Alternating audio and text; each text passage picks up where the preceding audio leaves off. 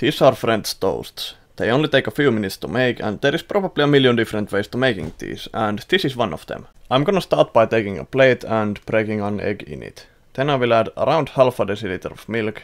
If you like your French toast to be wetter, use more milk. Less milk makes firmer and less wet French toasts. Next I will mix the egg in with the milk before adding in just a pinch of salt and some vanilla sugar. You can all use vanilla extract if you want, but these are optional, you don't have to use them. And some people also put in cinnamon, but I don't really like that in my French toast, but feel free to use it as well. I'm gonna give these one final mix before moving on to the stove.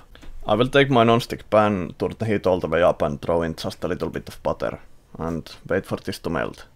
While the pan is getting hot, I suggest you get everything you need for this close enough so you don't have to take the wet French toast across the room, but you have them right next to the pan just to throw in there. I have heard you can use any bread for this. I'm using this same white bread that I use for all the things I do with bread, if I'm not making my own bread. And now, as the pan is nice and hot, it's time to move on to the frying process of this, or baking, whatever that is called. But anyway, again, if you want your French toast to be more wet, leave them in the milk egg thing for longer. But if you don't like them too wet, as I don't, just dip them in there quickly and throw them into the pan before they absorb too much of the milk. And since my stove is really not that powerful, I still have my heat turned all the way up. You can turn the heat a little bit lower, maybe medium high is good if you have a good stove.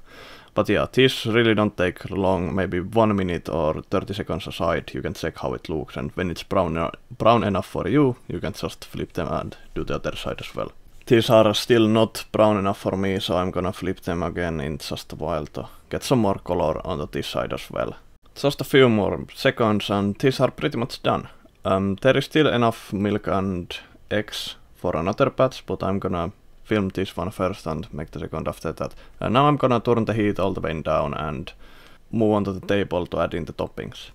Now, as usual, you can put whatever you want on top of your French toasts. This is just something that I really like because I think pecan nuts and maple syrup work really well together, and bananas bring some kind of, yeah, I don't know what's that called in English, but the bananas just close the whole deal. They are really good in this as well.